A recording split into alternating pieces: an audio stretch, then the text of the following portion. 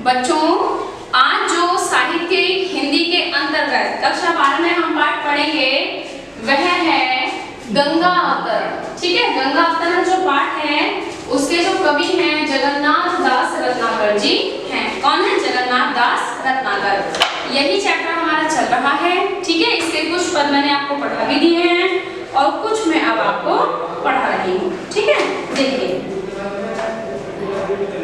अब जो पढ़ा जाएगा पद वो है रुचिर रजतमय के विधान दानियों अति विस्तर। लिख देती हूँ फिर समझाऊंगी। ठीक है, रुचिर रजतमय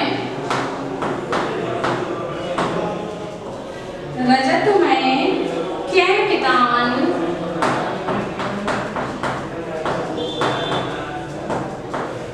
विधान तान्यों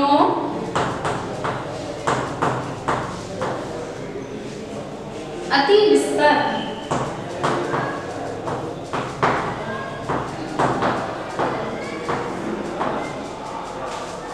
झरती बूंद सो झिलमिलाती,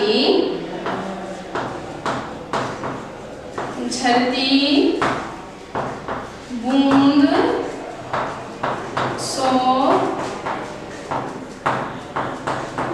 झिलमिलाती, झिलमिलाती मोती की झालर।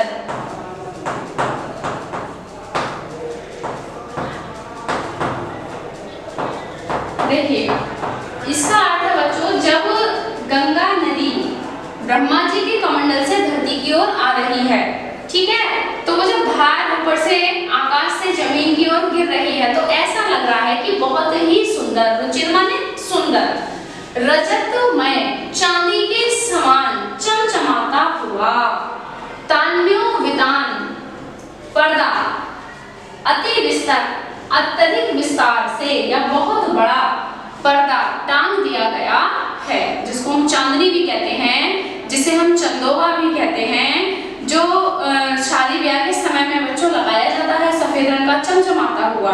ठीक है, तो कहा जा रहा है यहाँ पर कि आकाश से धरती की ओर आती हुई बहुत चौड़ी जो धार है गंगा की वो ऐसी लग रही है जैसे धरती से आकाश के बीच में चांदी के समान चमचमाता हुआ कोई चंदोबा टांग दिया गया हो, या पर्दा भी कह सकते हैं हम उसको, टांग दिया गया हो। झरती बूंद सो झिलमिलाती मोती की झालर। अब उससे ऐसे बूंदें झड़ रही हैं जैसे कोई झिलमिलाती हुई मोतियों की झालर हो। ठीक है, जब आकाश से धरती की ओर गिर रही है गंगा की धार तो उससे जो मोतियों की माला के समान बूंदें झड़ रही हैं, या जो बूंदें झड़ रही हैं वो मोतियों की माला के समान झिलमिला रही हैं। आगे देखिए, ताके नीचे रास रंग के ढंग जमाए, ताके नीचे रास रंग के ढंग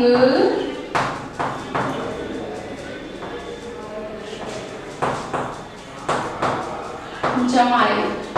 उसी मोतियों की झालर यानी मोतियों की बूंदों यानी जो बूंदे हैं पानी की उनके नीचे बैठ करके, ठीक है, जो उसके स्वागत में गीत गाने के लिए पंक्तियों में लोग खड़े हुए हैं, है ना, ताकि नीचे उसके नीचे रास रंग माने नृत्य और गायन के लिए समूह जमे हुए हैं, यानी उसके स्वागत में जो उसकी वंदना की जानी है उसके लिए वहां पर सुर नर किन्नर जो भी हैं वो सब खड़े हुए हैं। सुर वनितन के वृंद, सुर वनितनी के वृंद करत आनंद बधाए।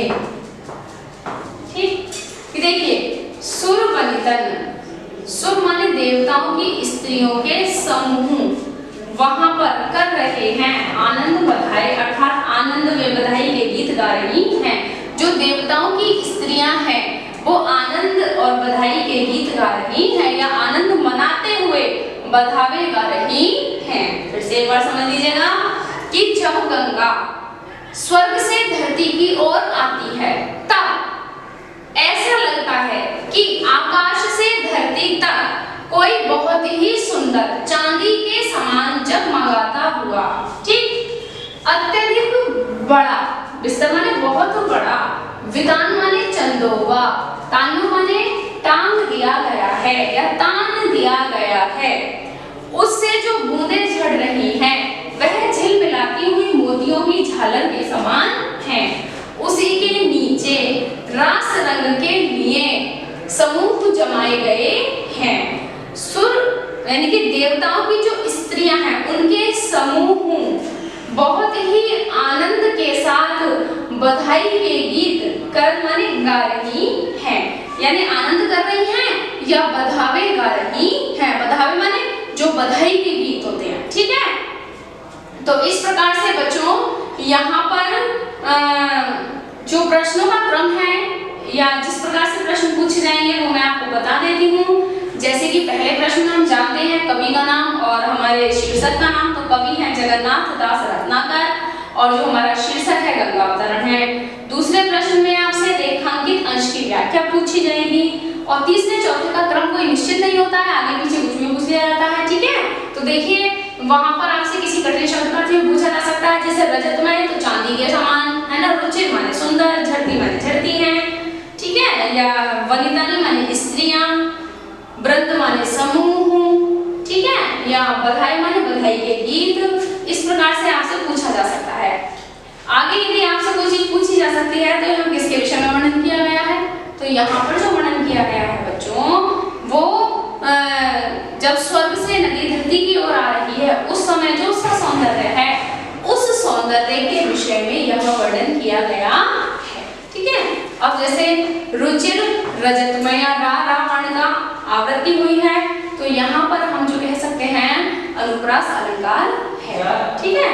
तो देखिए जैसे रास और रंग यहाँ भी अनुप्रास अलंकार है, तो अगर अलंकार पूछा जाए तो हम बता देंगे, ठीक है। तो इसी तरह से आपसे प्रश्न पूछे जाएंगे। तो अब हम देखते हैं अगला पद।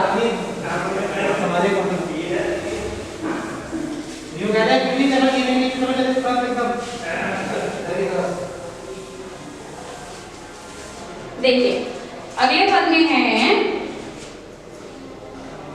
कबहु सुधार अपार वेग से नीचे को धावत। कबहु सु माने कभी तो, धार अपार वेग से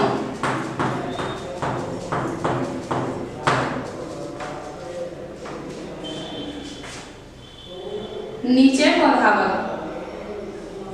अपार वेग नीचे को धावत। कहते हैं कि कभी तो नदी की धार अपार वेग से अर्थात अत्यधिक गति से नीचे की ओर दौड़ती है। हर हराती लहराती, हर हराती का क्या मतलब है, हर्षित होती हुई, लहराती हुई, क्योंकि धारा लहर लहर के चलती है, लहराती हुई। सहस जोजन चली आवे। सहस माने होता है हजारों, सहस्त्र का ही ये जो है सहस्त्र तत्सम है और उसी का तद्भव होता है सहस। तो सहस माने होता है हजारों, हजारों जोजन, जोजन माने होता है बच्चों योजन, धरती से आकाश के बीच की दूरी जो होती है वो योजन से नापी जाती है, ठीक है। तो हजारों योजन चली आवे, चली आई, ठीक। लहराती हुई गंगा की धार, ठीक है, हजारों योजन धरती की ओर चली आई। मनुविधि चतुर किसान, मनु विधि चतुर किसान, मानो विधाता रूपी चतुर किसान कौन निज मन को पावर,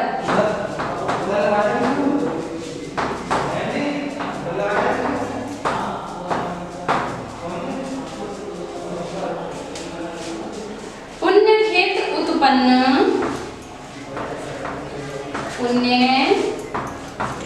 खेत